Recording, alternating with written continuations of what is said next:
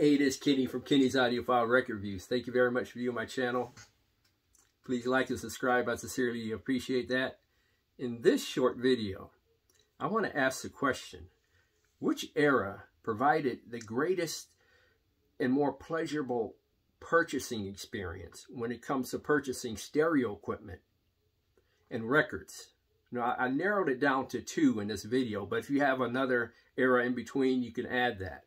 I narrowed it down to, the 70s and 80s, or actually the next era is actually right now the internet era, where you do purchasing of stereo equipment and records online. Now, grant you, there are record stores now, and there are stereo shops now, but they're few and far between, and they're probably more smaller in nature.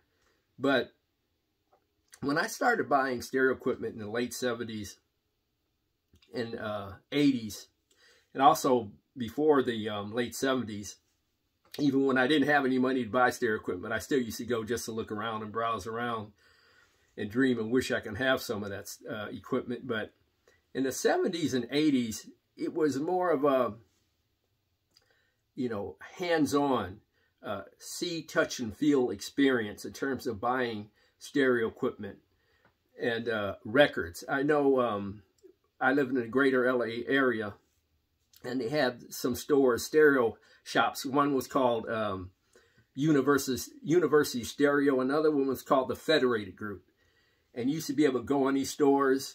I mean, they had, Pioneer reel-to-reels, Akai reel-to-reels, amplifiers, speakers, and you can really see everything, listen to everything, audition audio equipment back then. It was a fabulous time to actually purchase stereo equipment and records. And records, I remember Warehouse Records and Tower Records. Those are the ones I used to go to. And the ones in my area used to be open till midnight.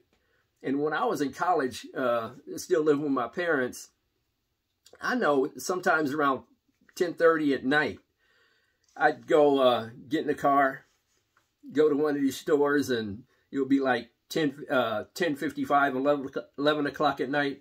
That gave me almost an hour to browse around the store late at night, looking through these brand new records. That was a cool time to purchase records, a cool experience. And then you have now the internet era. Internet era, in terms of purchasing stereo equipment, there's plenty of reviews and YouTube videos reviewing some of these audio components. It's pretty cool. And you can get a consensus or a feel for, through these reviews in terms of whether it's worth purchasing or not. And you can have it delivered to your doorstep. You don't have to go anywhere. Same with records. There are plenty of reviews on records. Some of the albums are on YouTube, online. You can listen to them in advance, the entire albums. You couldn't do that back in the day. So that is a different experience than the 70s and 80s. But what do you prefer as an experience? The experience of the 70s and 80s, or the experiences of the internet era when you do your purchasing on the internet? Here's my favorite. It's really close. I like to be able to buy a record and have it delivered to my doorstep. I like to be able to buy an audio component, stereo component, have it delivered to my doorstep. It's pretty cool.